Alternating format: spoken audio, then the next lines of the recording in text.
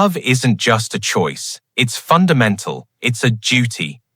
As human beings, we're born with the responsibility to love everything and everyone we meet. This is why we grow. We've all heard the phrase, love your enemies, but it feels almost impossible. The reason is that we have the wrong idea of what an enemy actually is. Think about it this way.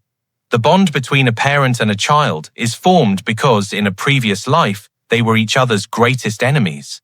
Without that deep, unresolved debt, they would never have been brought together as family in this lifetime.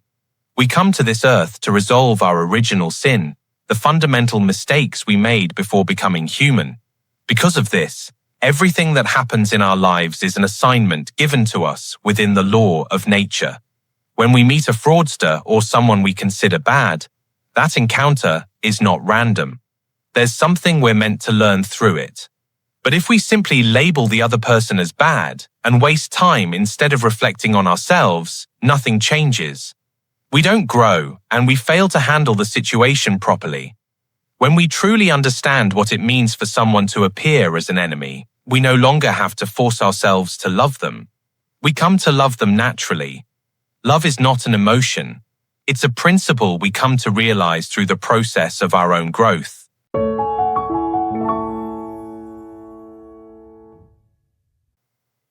We are told to love our enemies. Yet, even if we try not to, in the end, we are led to love them. This is because nature gives us our greatest enemy as our own child. A child does not come to us by accident. They come to us to settle unfinished debts from past relationships. When we devote ourselves to raising our child well and help them grow properly, we are repaying that debt. That is loving our enemy. Without understanding the law of nature, being told simply to love your enemies feels impossible. But when we understand the natural order, we see clearly what an enemy is and how love truly works. Loving your enemies does not mean liking them emotionally. It means doing what is necessary for their growth and well-being. To live for the sake of another, that is love. Love is not an emotion. It is responsibility and duty.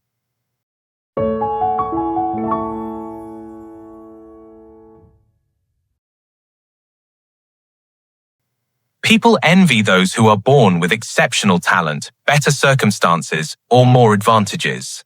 But those people are meant to carry a much heavier responsibility and a more demanding role in life. The problem is that many of them have not been guided properly. They focus only on wealth and status and fail to serve society. And that is why their lives often become difficult. There's no need to envy those who have more. What looks like privilege is actually responsibility. Our society is confused today because we don't understand this structure and we spend our time complaining.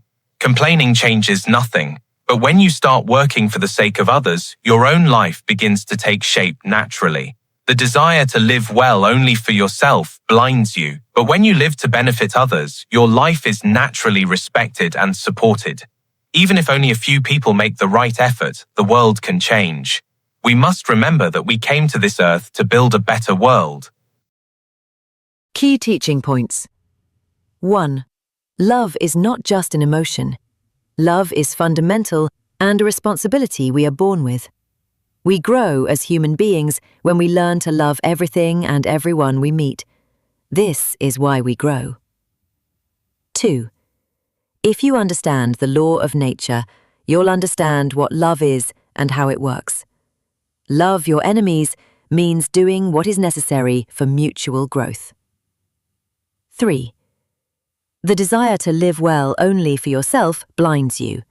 But when you live to benefit others, your life is naturally respected and supported.